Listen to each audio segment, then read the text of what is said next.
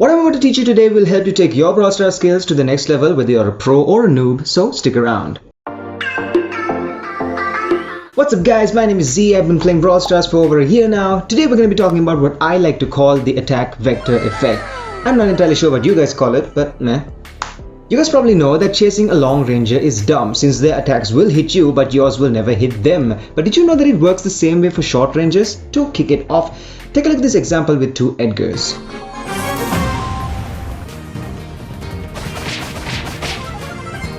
Both Edgars are just out of each other's range, but when they run in a straight line, blue Edgar's attacks are able to hit red Edgar, while red Edgar's attacks are not. And it's not because one Edgar is ahead of the other, well, that too, but if it was a Primo chasing, the result will still be the same, even though Primo has way more range. You may have experienced this yourself while playing, and maybe even been so mad that you went to the Brawl Stars page, opened up your review and started typing, "This game sucks." In Brawl Stars, short rangers don't actually punch you. They shoot at you. When Primo attacks, he's not actually punching you, he's actually shooting 4 fist-shaped bullets at you. In game development, there is something known as a vector. A vector is any point in your world, so in Brawl Stars, a vector is any point on the map. An attack vector, as I define it, is the point or vector at which a brawler's attack takes effect. Attack vector is different from range. Range is the distance your attack travels. Dynamite's range is the maximum distance he can throw his bombs. His attack vector is the area in which the bombs explode.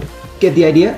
Let's say that blue Edgar attacks at vector A or point A and red Edgar attacks at vector B or point B. Blue Edgar's attack will only occur in point A. Point A is blue's attack vector. When blue walks out of point A, the attack will not move with him, it will stay at point A.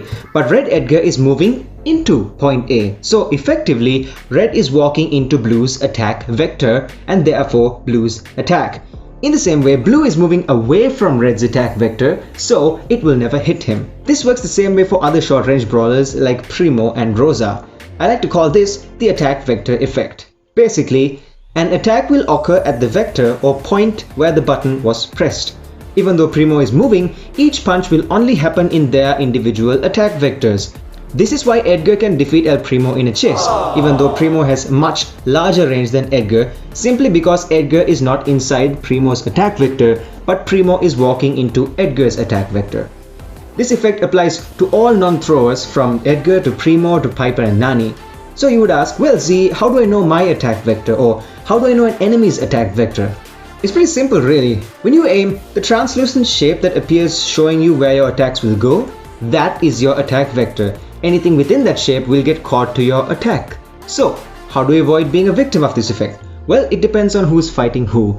Most of the time, the runner has the upper hand unless the chaser has the runner within their attack vector. It also depends on whether the chaser is fast enough to close the gap and has enough health to last that long.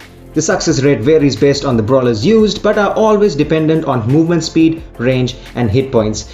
And a little bit of skill, of course. So the next time you're being chased or you are chasing, consider how the attack vector effect will affect you and your opponent.